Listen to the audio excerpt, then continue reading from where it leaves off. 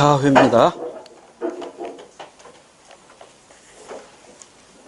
자료에 대한 옳은 법적 판단인데요.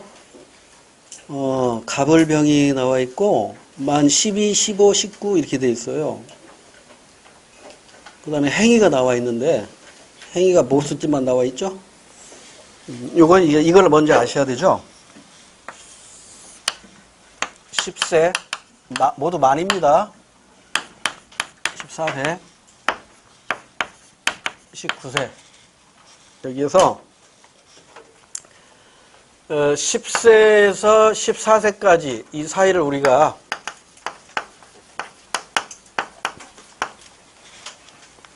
촉법소년이라고 해요. 그러니까 법에 저촉되는 연령대의 아이들이다 이런 뜻이에요.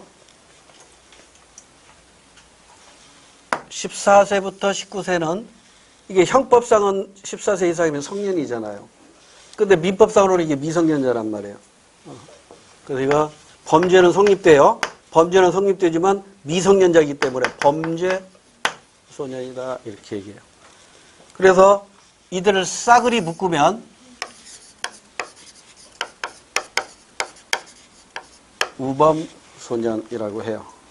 그래서 우리가 이들의 범죄 행위에 대해서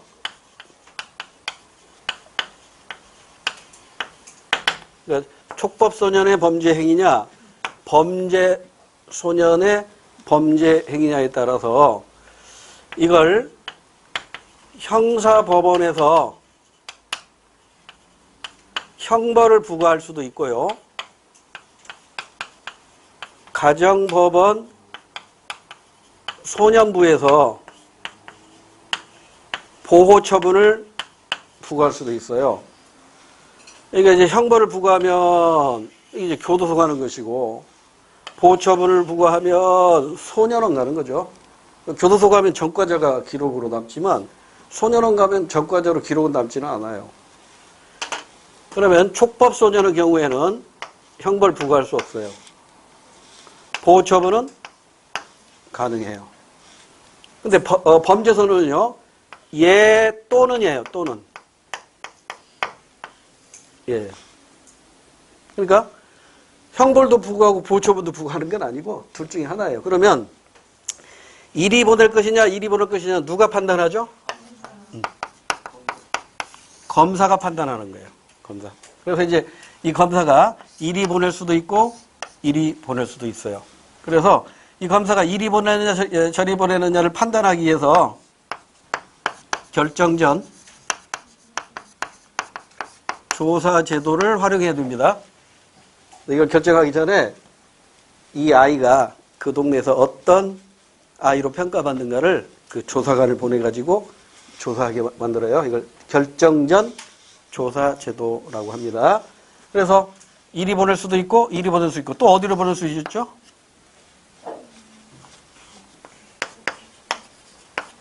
불기소할 수도 있고 또 어디로? 선도, 조건부, 기소, 유예하거나 또는 불기소하거나. 그러니까 좀 심각하면 이리 보내야겠죠. 좀 덜 심각하면 이리 보내고 덜 심각하면 이리 보내고 죄가 없으면 불기소하고. 이 판단을 누가 한다? 검사가 하는 거예요. 자, 그러면 이제 1번으로 다시 옵니다. 자, 12세니까 얘네요. 이게 갑이네. 갑질하는 갑이 아닙니다. 나쁜 새끼야, 갑은. 만 14세. 이게 촉법소년. 갑이 여기 있고, 지하 주차장에서 불장난하다가 A의 차량을 전수시켰대요. 고의는 없지만 과실이 있죠. 과실로 인해서. 얘는 이제 어디로 보내요? 검사가 이제 이리 보낼 것인가, 이리 보낼 것인가 결정해야겠죠. 초범이라면은 이리 바로 안 보내겠죠. 이리는 못 보내니까 이리 바로는 안 보내겠죠. 초범이면 이리 보내겠죠. 선도 조건부 기소유예. 그 다음에 만 15세니까 을은 여기네요. 범죄소년입니다. 이 15세가 얘가 뭔 짓을 했냐면 지하철에서 승객 B와 시비 끝에 폭행하여 상해를 입혔대요. 쌈박질했네. 상대방을 때렸네. 그럼 이 새끼 죄질이 나쁘면 교도소로 가야 돼요. 초범이면 반성하는 기미가 있으면 소년원 또는 선도주권부 기소유예도 할 수 있고요.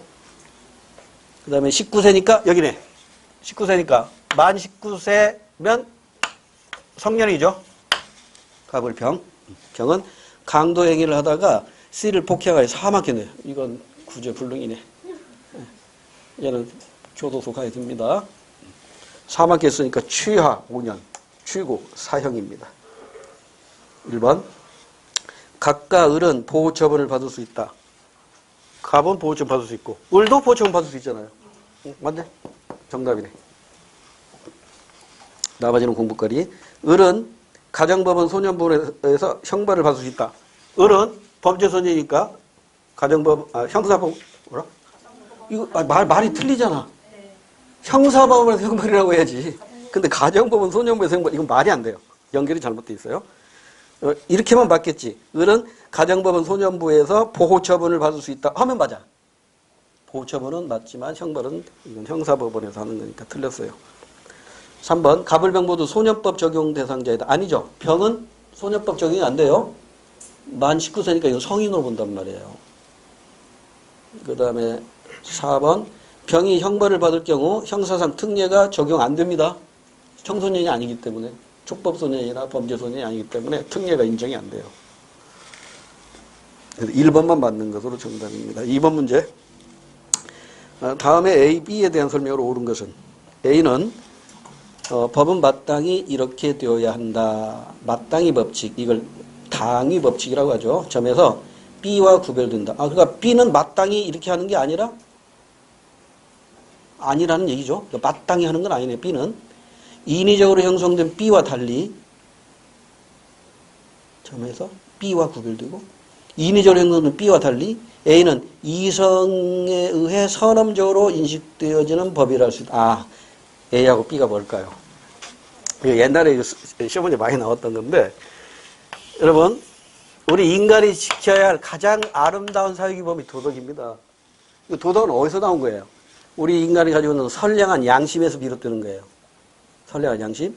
남의 물건 훔치면 돼요, 안 돼요? 안 됩니다. 근데 돼라고 생각한다면 사람이 아닌 거죠. 남의 물건을 훔치면 안 돼. 이게 우리 인간이 가지고 있는 보편적 이성에 의한, 그러니까 보편적 이성이라는 것은 우리가 경험하기 이전부터 알고 있는 거란 말이에요. 그래서 이걸 선험이라고 그래요. 선험. 경험 이전. 선험. 경험하기 이전부터 우리가 알고 있는 거라고. 그러니까 인간이기 때문에 인간의 이성작용에 의해서 알고 있는 거. 그게 바로 도덕이라고. 그러니까 도덕은 선험적인 거죠. 그런데 이게 사회 집단을 인간이 만들어 놓고 생활을 하다 보니까 꼭 이걸 안 지키는 새끼들이 생긴다고. 그래서 이것만큼은 꼭 지켜야 된다 해가지고 도덕 중에서 꼭 지켜야 할 것을 성문화했어요. 그러니까 도덕은 성문화돼서 안 돼 있어. 이건 불문인. 문자로 기록이 안 됐다고요. 그런데 이걸 성문화시킨다고. 불문화되어 있는데 문자로 기록되어 있지 않는데 이걸 성문화시킨 것이 바로 법이에요. 그래서 유명한 그 옐리나크라는 법학자는 이렇게 얘기했어요. 법은 도덕의 최소한이다. 그러니까 인간은 최소한 법은 지키고 살아야 돼요. 법도 안 지키니까 법이 자꾸 만들어지니까 세상이 복잡하고 다양해질수록 법도 복잡하고 다양해지는 거예요. 그러니까 법이 없는 세상일수록 좋은 세상이야. 법이 많은 사회일수록 사회가 복잡하고 타락한 사회다. 자, 그 정도 하고요. 자, 그러면 이제 A가 뭐예요? A. A는 이성에 의해 선험적으로 인식되어지는 법이라 할 수 있다. 그러니까 A는 도덕이네요. 도덕. A는 자연 내지 이성을 전제로 하여 존재하는 법의 법으로서의 B의 모범이 된다. 즉 법의 모범이다. 그러니까 법은 도덕의 최소한이다. 이런 얘기죠. 법이 추구하는 목표는 뭐예요? 선이죠. 선. 법이 추구하는 목표는 선을 추구하잖아요. 근데 법이 추구하는 목표는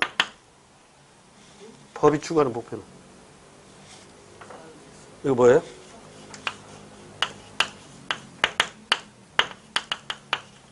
법이 추구하는 것은 정의잖아요. 정의. 학문이 추구하는 목표는 진리. 예술이 추구하는 목표는 미, 아름다움. 근데 우리나라는 진선미를 구분하대요. 이 구분할 수 없는 겁니다. 진하고 선하고 미하고 어떻게 순위가 있어요? 순위가 없는 거예요. 근데 누가 그렇게 만들어놨는지 미스 코리아 진선미 그러대? 이건 잘못된 건데. 자, 하여튼 자, 2번은 A가 도덕이고요. B가 법입니다. 자, A와 달리 도덕과 달리 B는 가변성과 역사적 상대성을 지니고 있다. 정답. 도덕은 영구 불변의 것이죠. 그러나 법은 시대에 따라 달라요. 우리나라도 최근에 없어진 그 형법의 범죄가 하나 있죠. 간통죄. 간통죄. 예전에는 간통죄가 있었잖아요. 지금 없어졌다고. 선진국에서 유일하게 간통죄가 남아있는 나라가 있어요. 프랑스입니다. 그러니까 대부분의 국가에서 간통죄가 사라지고 있고 우리나라도 이제 사라졌는데 프랑스는 아직도 남아있어요. 근데 재밌는 것은요. 유심보도로요. 프랑스는 간통죄에서 처벌받는 사람은 딱 여자만 처벌받는데요. 남자는 처벌 안 받는데요. 그런데도 프랑스 여성들은 불만이 없어요. 그게 그들의 문화입니다. 더 얘기 안 할게요. 그건 사실혼도 인정하잖아요. 동성애도 다 인정하고 굉장히 개방적인 사회 같아요. 우리의 상식으로는 이해가 안 되지. 자, 이렇게 가변적이고 역사적 상대성을 가지고 있는 게 법입니다. 도덕은 보편 타당성, 동서고음을 막론하고. 그다음에 나머지 자 볼까요? 1번 A. 도덕을 강조할 경우 정의 실현은 불가능. 아니에요. 도덕이 추구하는 가치는 선이지만 그 선 안에 정의도 들어있다고. 그다음에 법실증주의는 B를 법으로 인정하는 아니죠. 법실증주의가 바로 여러분 그 자연법에 대응되는 게 실정법이잖아요. 그 실정법 사상이 바로 법실증주의에 의해서 나타난 것이니까 법실증주의에서는 B를 법으로 봐요. 법을 상대적인 법을 법으로 보는 것이죠. A와 B는 필연적으로 대립관계가 아니라 법은 도덕의 취소안이니까 법은 도덕에서 나온 것이지 대립관계는 아니다. 3번 문제. 가나 사례에 대한 옳은 설명은 A는 직원들의 임금 지급을 위해 자신의 주택을 담보로 B에게 5천만 원을 빌렸다. 좀 가슴 아프네. C는 가게의 상품 구입을 위해 급히 친구 D에게 차용증을 써주고 3천만 원을 빌렸다. 차이가 뭐예요? 주택담보. 그러니까 이건 저당권이 설정된 거고 그 다음에 나는 저당권 설정은 안 했네. 그냥 차용증만 써줬네요. 그러니까 강제집행은 가의 경우에는 바로 강제집행할 수 있어요. 왜? 저당권 설정됐으니까. 그런데 나의 경우에는 재판 받아야 돼. 재판을 해서 강제집행을 해야 돼요. 그 차이인데 좀 더 보게요. 옳은 걸 고르래요. 가에서는 A의 등기부 각구에 주택에 대한 비의 권리가 주택에 대한 비의 권리는 저당권이죠. 저당권은 소유권 이외의 권리니까 갑구가 아니라 을구입니다. 을구. 그 다음에 책상이 진짜 불안해. 그 다음에 2번에 나에서 D는 C에 대해 저당권자 아니잖아. 저당권 설정 안 했잖아요. 여러분 저당권은요 법률상의 권리입니다. 물권이에요. 물권. 등기부 등본에 명시가 돼야만이 인정되는 권리예요. 그러니까 2번도 틀렸고 3번 가와 다 모두 채권과 채무관계가 발생. 당연하지 이건. 채권 받을 권리, 채무 갚을 의무. 그러니까 저당권을 설정할 건, 차용증을 써줬건 모두 여기에서 계약관계가 성립된 것이고 채권과 채무관계가 성립되는 거예요. 정답은 3번이고요. 4번은 나와 달리 가에 나타난 권리는 특정인에게 땡. 둘 다 채권이죠. 채권은 제가 물권과 비교해서 말씀드렸죠. 물권은요. 불특정 다수인에게도 주장할 수 있습니다. 이거 내 거야 라고 이 지구상의 모든 사람에게 주장할 수 있어요. 이게 물권이에요. 그런데 채권은요, 여기 A가 B에게 돈 빌렸으면 B에게만 갚으라고 해야 돼요. 그리고 5천만 원 빌렸으면 5천만 원만 갚으라고 요구할 수 있어요. 그러니까 특정인이 특정인에게 일정한 행위만을 요구할 수 있는 게 채권이에요. 따라서 4번도 틀린 거예요. 가나 모두예요.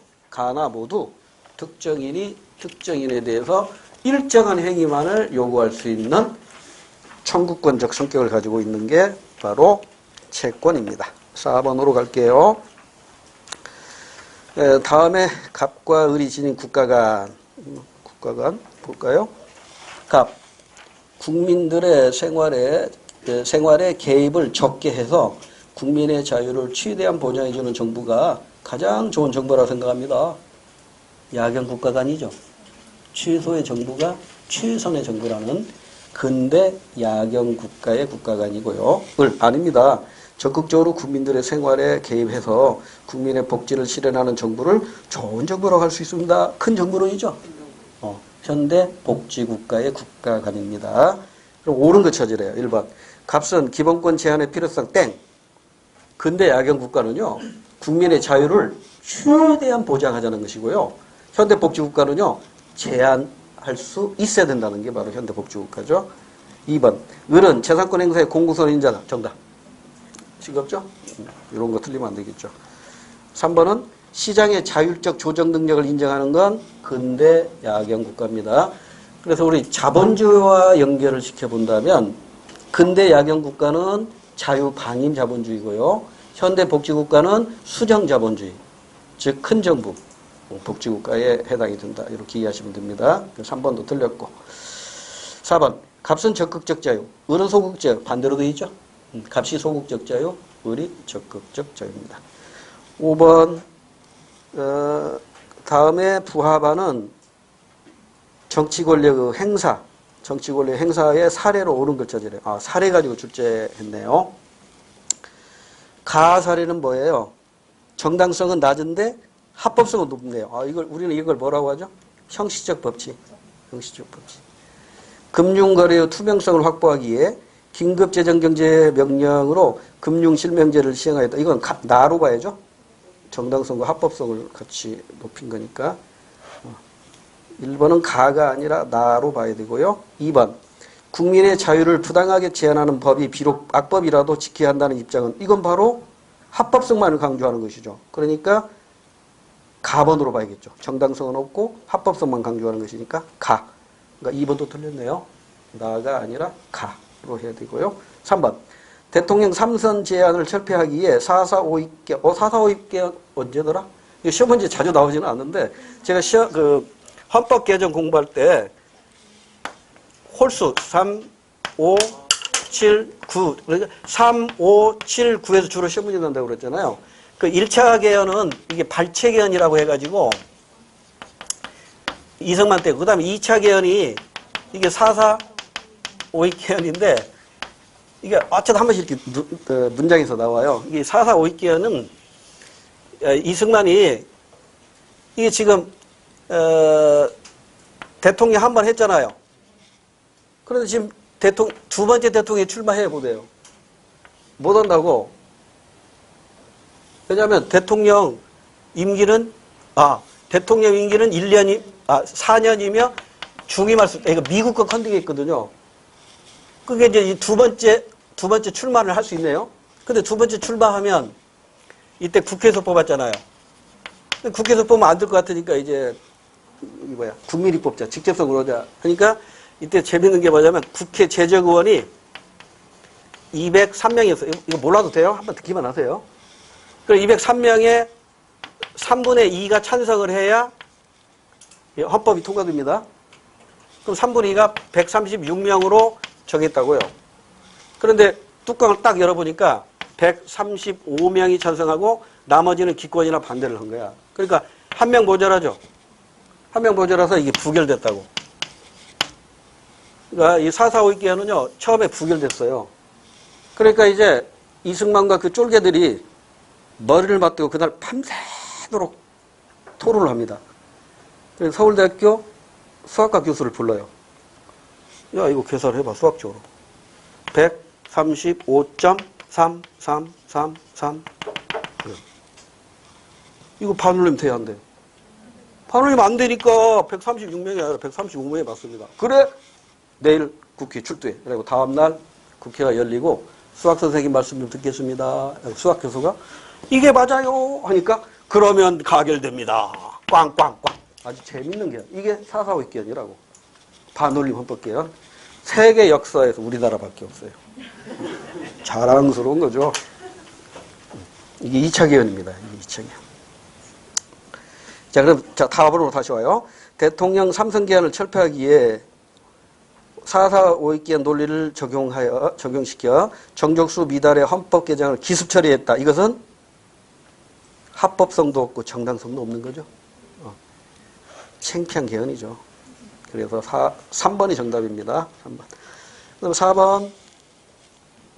입법권을 행정부에 부여하여 행정부가 초헌법적 권한을 갖게 하는 법률이 여야의 합의로 여야의 합의로 통과됐으면 일단 합법성은 있네요. 그러나 정당성은 없으니까 가번으로 봐야겠죠. 라가 아니라 가번으로 봐야 됩니다. 6번 문제. 대안적 분쟁 해결 방법. 대안적 분쟁 해결 방법에 뭐가 있더라? 화해, 조정, 중재. 가번. 분쟁이 발생했을 경우 제3자의 개입 없이 당사자 간의 합의에 의해서 해결하는 방식. 화해죠. 화해. 나번. 당사자끼리 분쟁이 해결되지 않을 경우 결정에 따르기로 하고 당사자 간에 합의한 제3자의 결정에 따라 분쟁을 해결하는 방식. 결정에 따르기로 하고 당사자가 합의한 제3자죠. 그러니까 일방적인 신청이 아니라 쌍방의 신청이니까 이건 중재로 봐야 되겠죠. 중재. 그럼 나번은 조정이겠네. 자율적인 분쟁 해결이 어려운 경우 3자의 결정에 따라 분쟁을 해결하나 분쟁 당사자를 구속하지는 않아요. 즉 강제성은 없어요. 이게 조정이죠. 조정은 강제성이 없지만 중재는 강제성이 있어요. 이거 모두 법원에 조정위원회하고 중재위원회가 설치되어 있죠. 거기를 통해서 하면 됩니다. 그러면 옳은 걸 고르라겠네. 옳은 거. 1번. 가는, 화해는 당사자 간의 합의에 의할 뿐 객관적인 제3자의 개입 없이 해결되는 방식이므로 법적 효력이 없다. 땡. 화해는 재판상 화해의 효력이 발생해요. 틀렸고요. 2번. 나를 통해, 나는 아까 중재였었죠. 결정된 사항에 대해서 분쟁 당사자가 이의를 제기할 수 있습니다. 소송으로 갈 수 있어요. 2번도 틀렸고. 3번. 다는 조정이었죠. 제3자가 마련한 분쟁 해결안에 대해 분쟁 당사자가 모두 합의해야 성립합니다. 당연한 얘기죠. 3번이 맞는 것으로 정답이네요. 4번은 가나다 모두 법원을 거치지 않고 해결하는 방식. 땡. 가번은 법원을 안 거쳐도 되지만 조정이나 중재는 법원을 거치게 됩니다. 됐고요. 7번. 다음 사례에 나타난 문제점을 개선하기 위한 적절한 견해는 A군은 장애 특례로 대학에 입학했지만 불편한 것이 많아 그가 강의를 듣는 대학 건물에는 장애인 화장실이 한 곳도 없어 하는 수 없이 소변통을 들고 다니고 있다. 이 대학이 어느 대학인지 모르겠네. 자, 여기 이 문제점을 개선하기 위한 견해는 뭐예요? 4번이죠, 4번. 인간 존중의 이념이 충실히 실현돼야 된다. 이번에 국회의원 중에 비례대표로 된 여성이 한 분 있대요. 맹인. 근데 이게 안내견을 데리고 다녀야 된대요. 그래서 거기 지금 고민하고 있는 모양인데 몇 년 전에 이화여자대학에서요. 학교가 생긴 이래 처음으로 장애인 학생이 휠체어를 타고 다니는 장애인 학생이 입학을 했어요. 그래서 이 학생 하나를 위해서 계단을 올수리를 했어요. 그래서 이게 엘리베이터, 그 학생을 위해서 계단 오르지 못할 곳은 이게 뭐라고요? 언덕 만들어주고, 그 다음에 엘리베이터도 설치하고, 그 학생만을 위한 화장실도 만들어주고. 이게 바로 사회 서비스입니다. 사회 서비스. 그래서 이것은 국가에서도 도와주는 거예요. 이화여자 대학에서도 경비를 대지만 일부 되죠. 국가에서도 일부. 세금 가지고 해결해 주죠. 여기 7번도 바로 그런 내용이죠. 그래서 인간의 존중을 바탕으로 이념을 충실히 실현해야 되는 게 바로 그 적절한 견해가 되겠고요. 8번. 다음 사례에 대한 법적 판단으로 잘못된 것. A와 B는 결혼하여 딸 C를 두었다. 이거 읽으면서 바로 그 옆에 빈칸에다가요. 빨리 친족 계보도 그리면서 풀어야 합니다. 이거 누구를 풀면 시간 많이 걸리고 읽을 때마다 헷갈려요.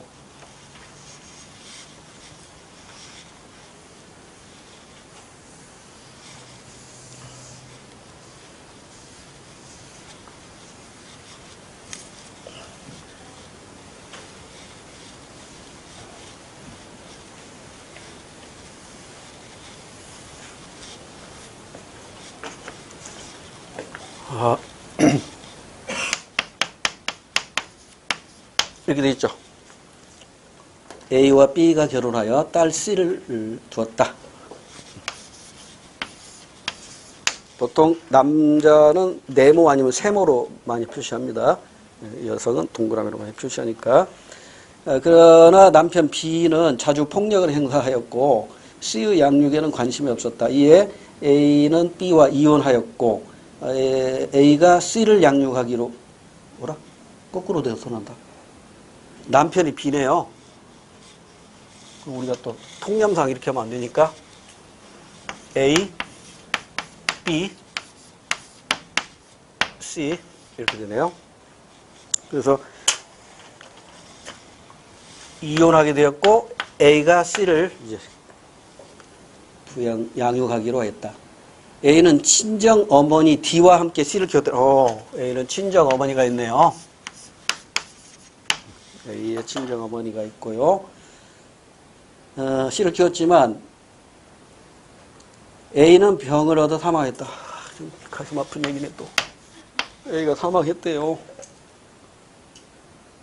슬프지 않아요? 사망했다는 거. 사람들이 참 감정이 없어지는 것 같아요. 제가 서울에 그 어린이 대공원 후문 앞에 모 학원이 있어요.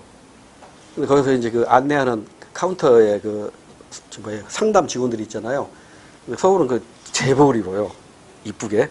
제복을 탁 입고 상담을 하는데 아침에 일찍 갔는데 저 첫 수업에 일찍 갔는데 그 상담 여직원 하나가 그 제복 입고 고개를 숙이고 뭔가 하는 거니까 가만히 옆에 지나보니까 막 어깨를 막 들썩들썩해요. 왜 그러죠? 어디 아픈가? 가만히 했더니 막 훌쩍훌쩍 우는 거야. 이양 왜 그래? 집안에 무슨 일 있어? 봉구가 죽었어요. 그래. 그래서 봉구가 친척인 줄 알고 봉구가 죽었어? 언제? 근데 봉구가 누가 그 비둘기들의 합창인가요? 만화를 읽으면서 그 봉구가 죽었다고 막 우는 거야. 진짜 감성 예민하대. 그래서 저는 이렇게 읽으면 나도 마음이 아파. 죽었다. 괜히 마음이 아파. 자, 같이 우리 동병상련으로 이렇게 같이 이 문제에 들어가야 문제가 쉬워져요. 나무 일 하듯이 하면 문제 잘 안 풀린단 말이에요. 자, 보세요. A는 병을 얻어 사망하고 말았대요. 그러면 이제 그 D도 불쌍하고 C도 불쌍해지잖아요. 근데 1년 전 E와 재혼한 B. 이게 B는 또 이제 뜬여에서 이제 열받는 거야. E하고 또 재혼까지 했네. A하고 이혼하고 B는 또 E랑 재혼을 했어요. E라는 여인하고 재혼을 했어. 연락도 되지 않는다. C에 대한 양육비도 보내지 않는데 그러면 B에 대해서 양육비 청구 소송 할 수 있어요. 양육비 안 냈으니까. 자, 그럼 이제 이 정도 있고 1번. A가 전 재산을 C와 D에 주겠다고 유언하였어도 B는 유류분을 청구할 권리가 있다 없다. B는요 이혼했으니까 남남이라고. 왜 여기 끼어들어? 끼어들 수가 없는 거예요. 남남에.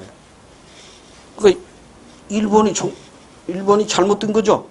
그래서 정답인 거예요. 그럼 나머지는 다 맞겠죠. 확인해 봅시다. B와 D 간의 친족 관계는 소멸한다. B하고 D. 뭐가 이게 D죠.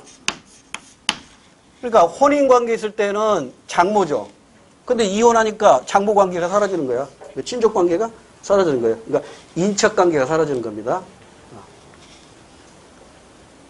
2번 받고 3번.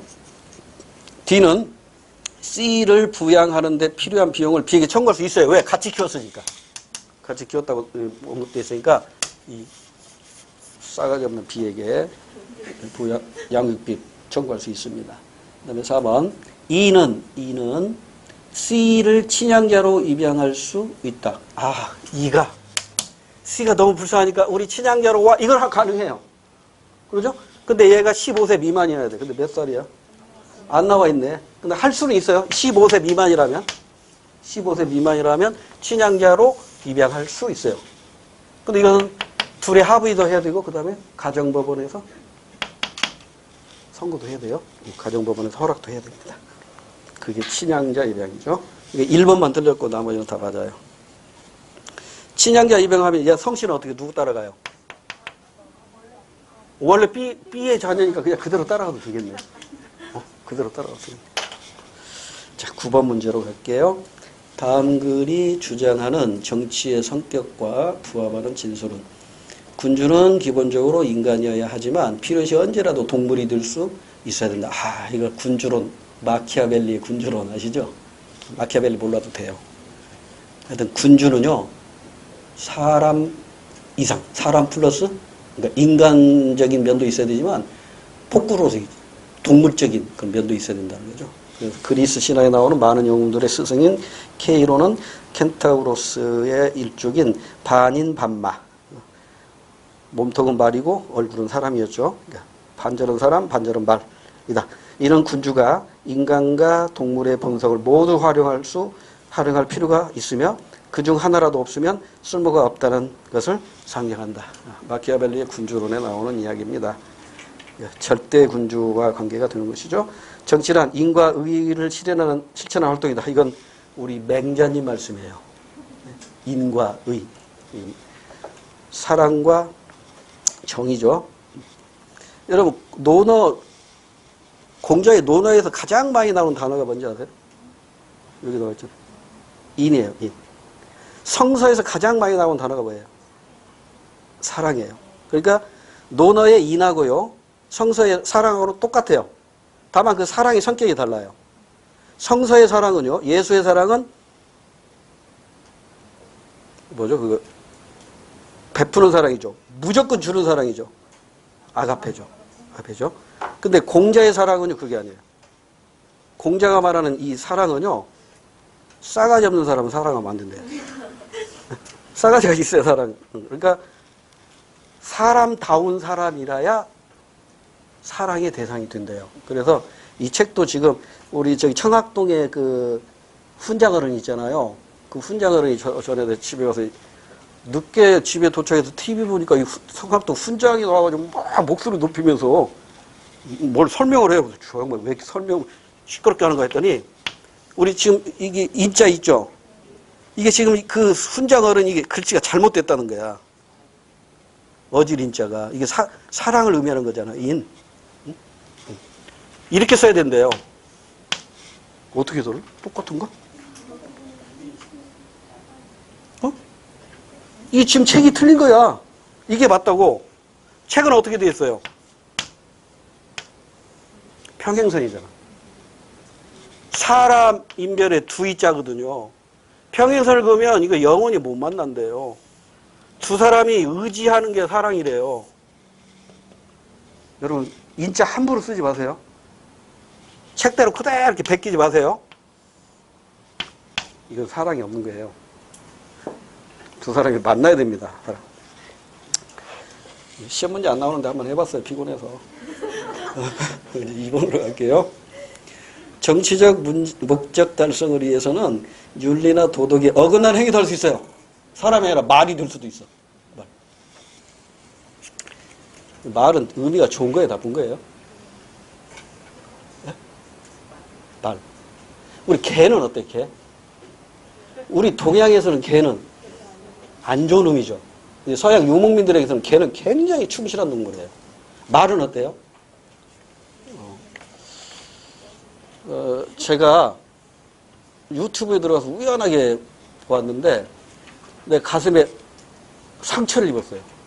왜냐하면 제가 친한 친구가 결혼했을 때 선물로 말 여러 마리가 막 달리는 모양을 가진 그 걸개 있죠, 걸개. 벽면 하나를 다 채우는. 막 말 여러 마리가 막 갈기를 막 휘날리면서 막 달려가는 그걸 비싼 돈 주고 우리나라 거 아니에요. 이태리 거예요. 비싼 돈 주고 사가지고 그 결혼 선물로 줬어요. 걔네 집 놀러 가면 그 걸개가 딱 걸려있으면 기분이 좋아. 근데 지금 한 20, 30년 지나서 쫄딱 망했어요, 사업하다가. 근데 유튜브 들어보니까 이런 말 달리는 걸개 같은 거, 그림 같은 거, 액자 같은 것은 집에다 걸어놓은 게 아니래. 모든 행운을 말과 같이 탁탁탁 갖고 도망가 버리네. 그래서 지금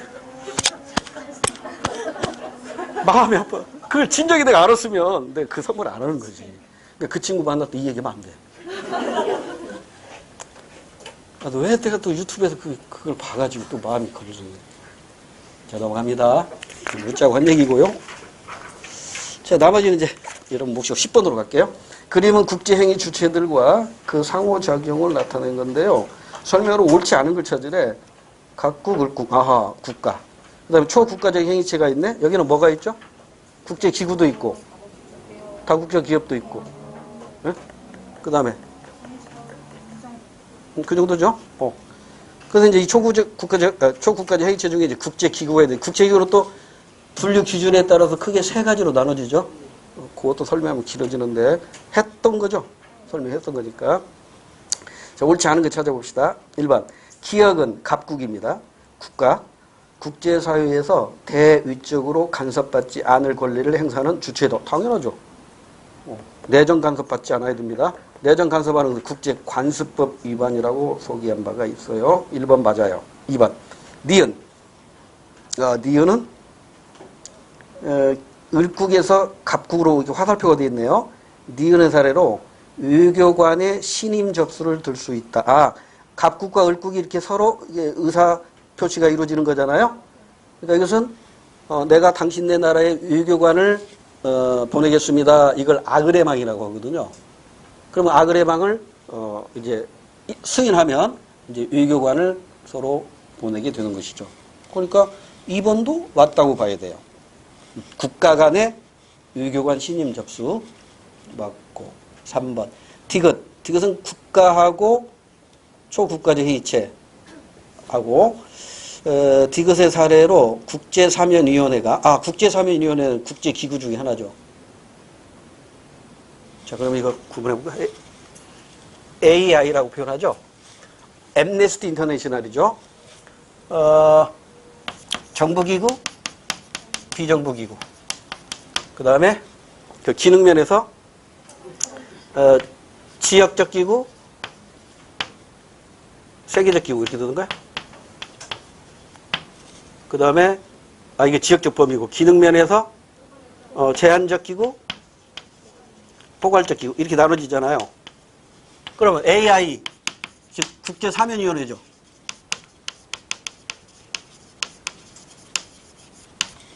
정부예요, 비정부예요? 비정부. 지역의 세 개예요. 세 개. 제한적, 포괄이에요. 제한적. 이렇게 공부하지. 또 하나만 더 할까? 시험문제 많이 나왔던 거. IOC. 국제올림픽위원회. 정부예요, 비정부예요? 비정부. 지역 세 개. 제한, 포괄.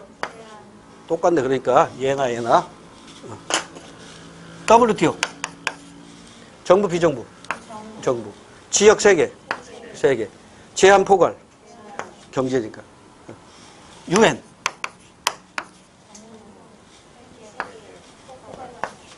우리나라 관계되는 거. APEC. 국가. 지역. 포괄이죠, 포괄. 정치, 경제, 사회문화 다 포괄해서 시험에 간 것이니까요. 이 정도 기억하시면 돼요. 자, 그래서 3번 디귿의 사례. 초국가적 행위체 국제사면위원회가 언론 탄압 중단을 요청한 것을 들 수 있다. 그렇죠. 이 민간단체지만 국가에 대해서 요구할 수 있는 것이죠. 그럼 4번이 틀렸네요.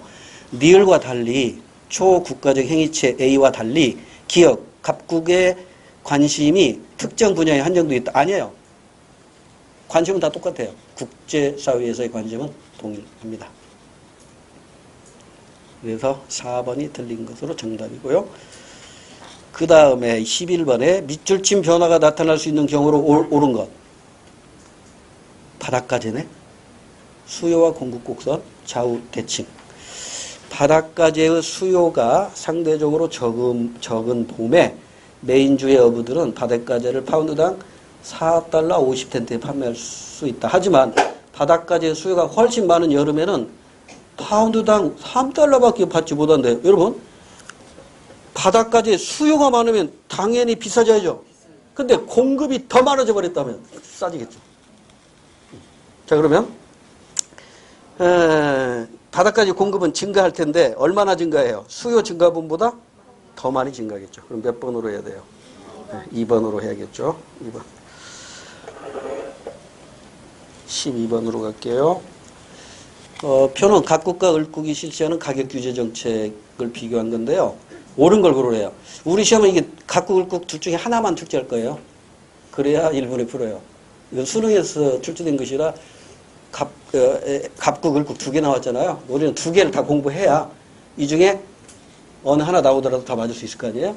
그러면 일단 국가의 가격 규제 정책은 노동자와 농민을 보호하기 위한 최저 가격제가 있고 일반 국민, 소비자를 보호하기 위한 최고 가격제가 있잖아요. 그래서 이 그래프가 떠올라야겠죠.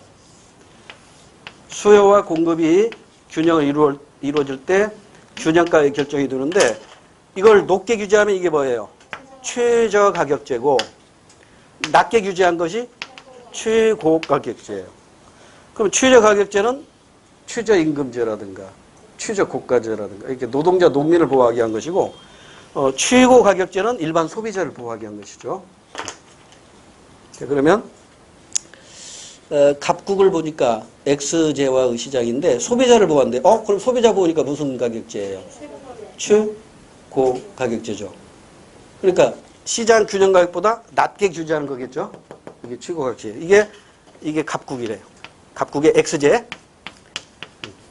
X제는 최고 가격제입니다. 그런데 X제의 공급만 크게 변동하여 해당 가격 정책의 실효성이 사라졌대요.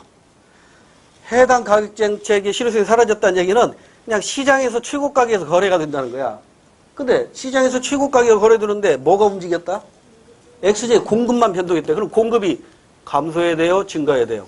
여기에서 결정되니까 공급이 증가해야겠지. 공급이 증가하면 가격에서 결정되니까 최고 가격제 실시할 필요가 없어요. 그러면 이제 거래량은 어떻게 돼요? 늘어나겠네. 가격은 최고 가격으로 그냥 시장에서 유지가 되면서 거래량이 늘어나요. 그 다음에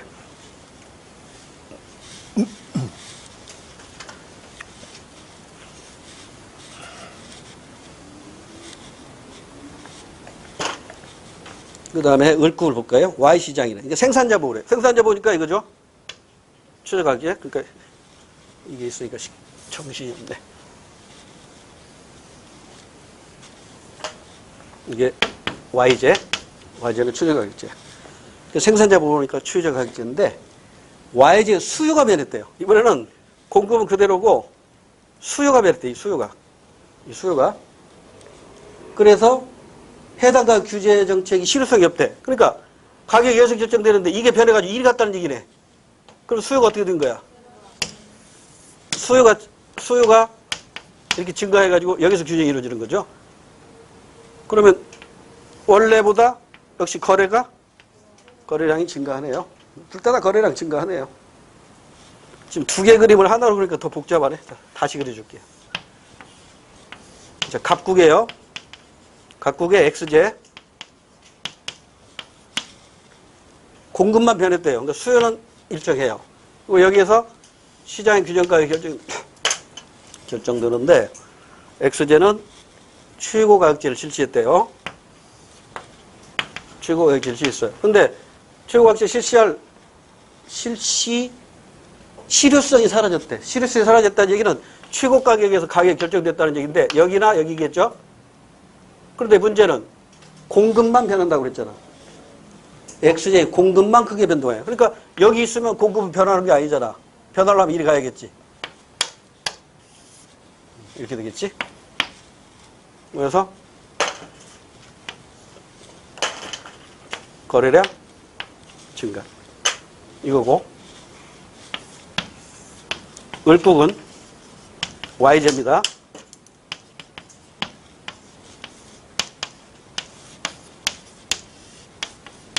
이번에는 무슨 가격?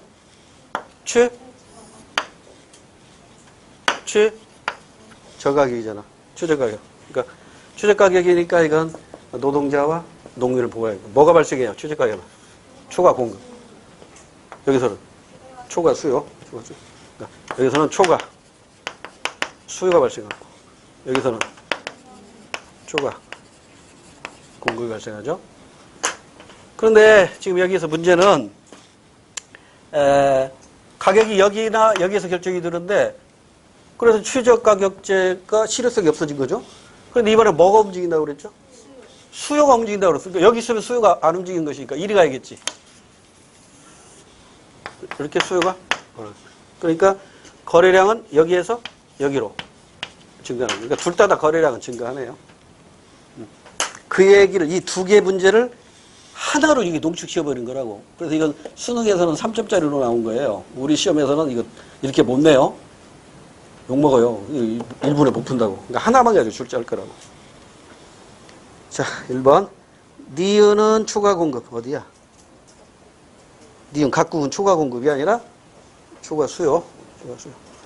그 다음에 디귿은 초과 수요가 아니라 초과 공급이 되겠죠. 그러니까 1번은 거꾸로 되어 있고요. 2번. 갑국에서 기역이 증가, 즉 공급이 증가, 을국에서는 디귿이 감소했을 것이다. 갑국에서는 기역이 증가, 기역, 공급이 증가, 맞죠? 을국에서는 디귿이 수요가 증가, 수요 증가가 아니라, 수요 증가인데 감소라고 해놨네. 그러니까 틀렸지. 증가라고 해야 되는데 감소라고 했으니까 틀렸어요. 그러니까 2번은 뒷부분에 가서 틀렸고, 3번. 기역의 변동으로 XG 공급, 즉 공급이 증가한 거죠. 맞지? 공급이 증가해서 XG 거래량이 증가했다. 맞네. 그럼 4번은 왜 틀렸어요? 그렇지. 거래량 감소했다가 아니라 둘 다 증가한 겁니다. 그러니까 이렇게 두 개를 공부해 두면 이 중에 하나가 이제 시험 문제로 나오면 우리는 맞을 수 있겠죠. 13번은 이거 생각을 많이 하는 문제예요. 이거 쉬운 문제 아닙니다. 그림에 대한 분석으로 옳은 것은, 이 시험, 여러분 이제 뭐 취업률, 고용률, 경장점, 참가율 뭐 이런 거 공식 다 알아놨단 말이야? 근데 이거 공식으로 푸는 문제가 아니거든. 공식으로 푸는 문제가 아니에요. 자, 위에 새카만 게 취업률인데, 취업률이 뭔지는 아시죠? 95, 95, 6이야. 그럼 실업률은 어떻게 돼? 5, 5, 4. 100%에서 취업률 빼면 그게 실업률이니까. 자, 그러니까 취업률은 1분기하고 2분기는 똑같아요. 취업률이 똑같아. 그런데 저 위에 힌트가 뭐라고 돼 있어? 15세 이상 인구는 일정하다고 그랬죠. 그러니까 시험 문제에서 이거 대부분 그렇게 주어요. 15세 이상 인구가 일정하다라고 주어지기도 하고, 어떤 문제에서는 경제활동 인구가 일정하다 이렇게 주어지기도 해요. 그러니까 그래야만 문제 풀기가 쉬워지기 때문에 단서를 주게 돼 있어요. 자, 그러면 이거잖아요. 총인구, 생산인구, 경제활동인구, 비경제활동인구, 취업인구, 실업인구. 이 도구를 활용해서 문제를 풀어나가면 되는데, 지금 15세 이상 인구가 일정하다고 전제했어요. 여기다 빠 표시를 할게요. 얘가 일정하다고. 얘분의 얘가 뭐예요? 고용률이야. 근데 고용률이 1분기하고 2분기는 같죠. 그러면 얘가 일정하니까 취업자 수도 1분기하고 2분기는 같겠지. 오케이? 그 다음에 3분기에 취업자 수가 하나 늘었지. 그러니까 이게 100이라고 가정하면 이게 취업자 수가 95명에서 95명 똑같았다가 96명으로 늘어난 거잖아. 같았다가 이렇게 늘어난 거잖아. 그러죠? 죄송합니다. 고용률이 그 아래에 있네. 벌써 이게 약균이 떨어져서 어떡해. 고용률이 이렇게 되래. 100 중에 100이라면 50, 51, 50, 50. 그러니까 여기가 같고 이렇게 되네. 그죠? 1분기, 2분기, 3분기 이렇게 돼요. 고용률. 그 다음에 이제 취업률은 이거죠. 얘분의 얘가 취업률이잖아요. 그러죠? 근데 지금 얘만 고정이 됐단 말이에요. 근데 얘분의 얘가 취업률인데 이 취업률이 어떻게 돼요? 95, 95, 96 이렇게 된다고. 그러니까 지금 취업률은 얘는 둘이 같아요. 그리고 얘만 이렇게 커졌어. 이걸 가지고 응용해서 이제 문제를 풀어나가면 돼요. 1번. 1분기에는 경제활동 인구가 비경제활동 인구보다 적다.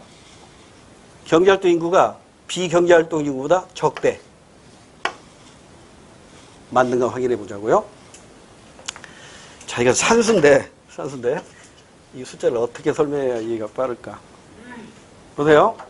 100 중에 고용률이 지금 1분기하고 2분기만 1분기만이네요. 1분기니까 요것만 보면 돼요.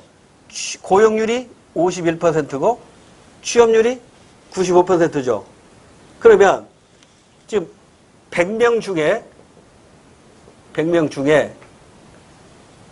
51명이 취업자죠. 근데 이 취업률이 95%래. 그럼 이 경제활동 인구는 이게 95가 되려면 이게 한 얼마가 돼야 돼요? 이렇게 하니까 또 더 설명이 어려워진 것 같다. 이렇게 해볼까? 이게 100이에요. 이게 100일 때 취업률이 95였죠. 95였단 말이에요. 근데 이 95가 고용률로는 몇 퍼센트 나와요? 51%죠. 고용률 51% 나온단 말이에요. 그러면 51%가 되려면 예분의 95가 이것의 2배 이상, 이거 2배 정도 돼야겠죠. 95의 2배 정도면 얼마 나와요? 200이 돼야 안 돼요. 200이 안 되죠. 그럼 이게 200이 돼야 안 돼요. 여기가 200보다 적잖아요. 이번 정도 한 190이라고 해봅시다. 그러면 이게 100이고 이건 얼마가 돼야 돼? 90이 돼야 된다고. 그럼 이게 맞아 틀려? 반대로 돼 있잖아요. 좀 어려운가? 자, 다시. 이게 산수 문제란 말이에요. 자, 다시. 지금 취업률이 몇 퍼센트로 나와 있냐면 1분기에 95%예요. 그러면 95%라면 경제활동 인구가 100이 돼야 되잖아요. 그러죠? 그래야 100분의 95에서 95%라고. 그런데 고용률이 얼마로 계산이 됐냐면 51%라고. 그러면 얘가 얼마가 되는지 모르지만 얘의 반절이 95보다 그러니까 95가 얘의 2배가 되면 이게 50%잖아요. 그럼 얘의 2배가 얼마예요? 95 곱하기 2 하면 190이죠. 190보다 1%니까 조금 더 크겠지. 한 195 정도로 가정합시다. 그럼 195면 얘가 100이니까 얘는 100보다 적잖아요. 그 당연히 이렇게 돼야 되지. 경제활동 인구가 커야 돼요. 산수입니다. 그래서 어려워 이게 조금. 계산 문제가 직접 계산 문제가 아니잖아요. 추론하는 문제란 말이에요. 1번은 반대로 돼 있고요. 그다음에 2번 2분기의 취업자 수는 1분기보다 많다. 자, 이제 취업자 수입니다. 취업자 수. 취업률이 95에서 95로 똑같죠. 그런데 1분기하고 2분기하고는 취업률은 똑같은데 고용률은 작아졌어요. 취업률은 똑같은데 고용률이 작아졌어요. 이 얘기는 취업자 수는 똑같은데 봐. 이게 고정돼 있죠. 이게 고정돼 있으니까 취업률은 똑같은데 고용률이 작아졌다는 얘기는 이 취업자 수가 늘었다는 거예요? 줄었다는 거예요? 줄었다는 거죠. 그러니까 2번 맞아요? 틀려요? 많다가 아니라 작다야. 자, 다시. 이거 쉬운 문제 아닙니다. 추론을 잘해야 돼요. 자, 다시. 지금 15세 이상 인구는 고정돼 있어요. 그런데 1분기하고 2분기가 뭐가 같아요? 취업률이 같아요. 취업률이 같아요. 그러니까 취업률이 같으니까 95로 취업률이 같으니까 이 경제활동 인구가 늘어나면 취업자도 늘어날 것이고 경제활동 인구가 줄어들면 취업자도 줄어들어야 이게 이퀄이 되겠죠. 오케이? 그런데 취업률은 같은데 고용률이 작아졌다고. 고용률이 작아졌다는 얘기는 이 분모는 고정되어 있는데 분자가 작아졌다는 얘기잖아요. 분자가 작아졌으니까 취업자 수가 작아진 거지. 취업자 수가 작아진 거야. 근데 많다 했으니까 틀린 거야. 됐죠? 아직도 이해 안 되면 개인적으로 오세요. 자, 그 다음에 3번. 2분기의 실업자 수는 1분기와 동일하다. 이것도 마찬가지예요. 지금 1분기보다 2분기에 취업자 수가 작아졌죠. 취업자 수가 작아졌으면 당연히 실업자 수는 늘어나야죠. 왜? 취업자하고 실업자가 합친 것이 분모, 경제활동 인구가 되는 거니까. 그래서 3번도 작다 이렇게 해야 돼요. 3번도 틀렸고. 그럼 4번이 맞겠네요. 3분기의 실업자 수는 2분기보다 적다. 3분기. 자, 3분기는 뭐가 같아요? 고용률이 같죠? 고용률이 같은 상태니까, 고용률이 같으니까 취업자 수가 똑같다는 얘기죠. 왜? 얘가 고정돼 있는데 고용률이 같으니까 얘도 고정된 거잖아요. 그러잖아요. 그런데 취업률은 늘어났다고. 취업률은 늘어났다는 얘기는 얘 중에서 얘가 차지하는 비중이 커졌는데 얘는 고정돼 있으니까 얘는 커진 거야, 작아진 거야? 이게 작아져야 취업률이 높아지지. 그럼 이건 얘는 비경제활동 인구는 커졌겠지. 그럼 이제 실업자는 어떻게 돼요? 자, 이건 줄었고 이건 고정돼 있으니까 실업은 줄어야지. 됐죠? 아, 좀 어려운 문제야. 자, 다시 할게요. 차근차근 다시 한번 해보게요. 그러니까 이런 문제가 오히려 계산 문제보다 더 어려울 수가 있어요. 문제가 간단한 것 같으면서도, 그러니까 얘는 우리 포인트를 어디에 두냐면 고용률이 일정하고 취업률이 변하고 있어요. 또 하나는 취업률은 일정한데 고용률이 변하고 있어요. 이게 포인트예요. 이 문제의 핵심은. 자, 그러면 고용률은 고정돼 있는데 취업률이 증가했다면 이거잖아요. 생산인구, 경제활동인구, 비경제활동인구, 취업인구, 실업인구 중에 지금 문제에서 얘를 고정시켰다고요. 15세 이상 인구를 고정시켜버렸다고. 그럼 고용률이 고정되어 있다는 얘기는 얘도 고정되어 있다는 얘기예요. 얘도. 그러면 취업률이 늘어났다는 얘기는 얘는 고정된 상태에서 취업률이 늘어났으니까 얘는 어떻게 돼요? 작아져야 돼요. 그럼 얘가 늘어야 이게 고정되는 거잖아. 자, 먼저 이걸 이해하시고, 그 다음 취업률이 고정된 상태에서 이번에는 고용률이 줄어들었죠. 저 위에 95 취업률이 일정한 상태에서 고용률이 줄었죠. 고용률이 줄었잖아요. 그 그림에 보면. 그럼 이거잖아. 생산인구, 경제활동인구, 비경제활동인구, 취업인구, 실업인구. 근데 문제에서 지금 얘를 고정시켰잖아요. 생산인구를 고정시켰어요. 그런 상태에서 얘분의 얘가 바로 취업률이죠. 취업률이 고정된 상태에서 이게 고용률이죠. 고용률이 줄었대. 그럼 취업률이 고정됐다는 얘기는 경제활동 인구하고 취업자 수하고 같이 움직인다는 얘기잖아요.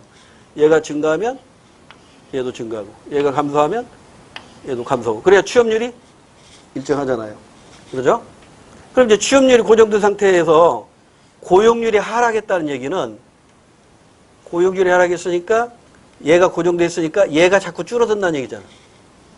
얘만 줄어드니까 얘가 줄어든다는 얘기라고. 그럼 얘가 줄어드니까 경제활동 인구도 줄어야겠죠.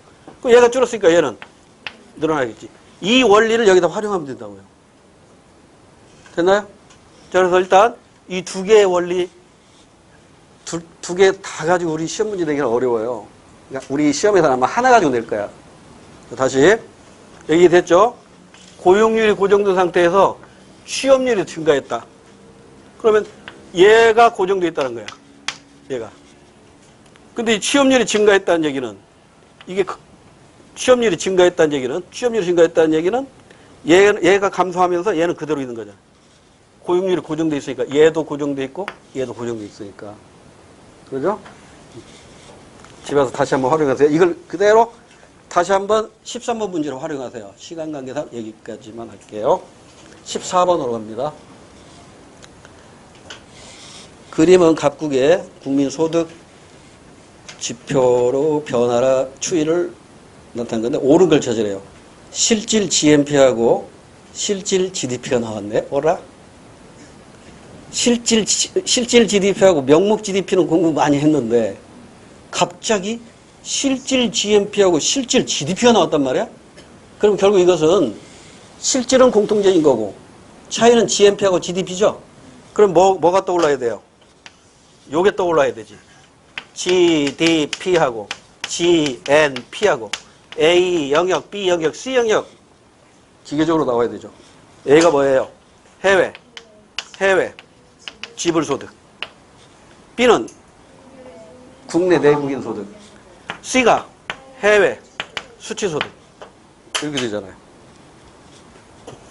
B는 국내 내국인 소득. 근데 지금 T때에서는요 GDP하고 실질 GDP하고 실질 GNP가 같아. 그러니까 이 원이 하나야. GDP하고 GNP하고 이게 T기야, T기. 그럼 T 이전은 뭐가 커요? GDP가 크네. GDP가 크네. GDP 커. 그 다음에 T기 이후에는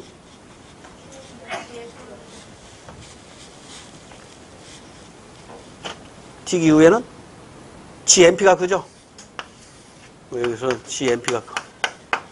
여기서는 GDP가 커. T기에는 똑같아. GNP하고 GDP가.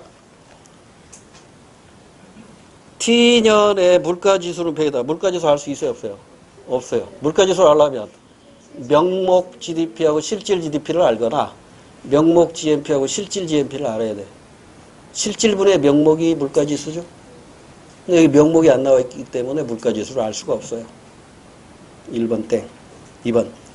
T 플러스 1에는 해외 수치 요소 소득이 이거지, 이거. 또 지워버렸네. 이게 해외 수치 소득이잖아요. 이게 양의값, 맞죠? 정답이야. 2번 정답. 3번. 국내에서 고용 사정이 개선되는 방향으로 나아가고 있다. 국내니까 GDP 봐야죠. 근데 실질 GDP가 작아지고 있죠. 실질 GDP가 작아지고 있으니까 고용 사정이 악화되고 있는 겁니다. 됐죠? 그다음에 4번. 외국 기업의 갑국 투자 증대가 이러한 변화를 야기할 것이다. 외국 기업의 갑국 투자 증대면 해외 수치 소득이 많은 거죠. 그러면 GNP가 커져요? GDP가 커져요? 요걸 생각하자. GDP equal C, I, G, X 마이너스 M. 여기서 뭐가 커진다고 그랬어요? 외국 기업의 각국 투자 등대. 외국 기업의 각국 투자 등대. 요것이 증대한 거죠? 그럼 뭐가 커져요? GDP가 커져야지. 근데 지금 실제 GNP가 커지고 있잖아요. 그러니까 잘못됐으니까 외국 기업의 각국 투자는 이건 GDP에 영향을 주는 거예요. 우리나라 기업이 해외 투자하는 것은 GNP. 우리나라 기업이 해외 투자하는 것은 GNP에 포함이 되는 거고 외국 기업이 우리나라에 들어오는 것은 GDP에 영향을 주는 것이죠. 4번도 이 그림과는 반대입니다. 15번으로 갑니다. 15번까지만 하고 잠깐 쉴게요. 그림은 무역 경쟁국인 세 나라 간의 상품의 흐름을 나타낸 것이다. 가에서 바 중에서 A국의 통화의 가치 하락으로 인해 A국의 통화 가치 하락은 환율 인상을 말하죠. 환율 인상을 말합니다. 그리고 이게 상품의 흐름이라고 했으니까 실물이죠. 그러니까 수출 수입입니다. 그러면 A국에다가 포인트를 맞추고 A국에서 지금 환율이 인상되고 있으니까 수출이 늘어나겠죠. 그럼 B국의 수출도 늘어나고 C국의 수출도 늘어나니까 가번하고 다번이 늘어나겠네. 수출, 가번하고 다번이 늘어나요. 그 다음에 B국과 C국과의 관계는 이 자료만 가지고는 알 수 없으니까 정답은 가번과 다번, 즉 1번이 정답입니다. 됐죠? 잠깐 쉬었다가 16번으로 갈게요.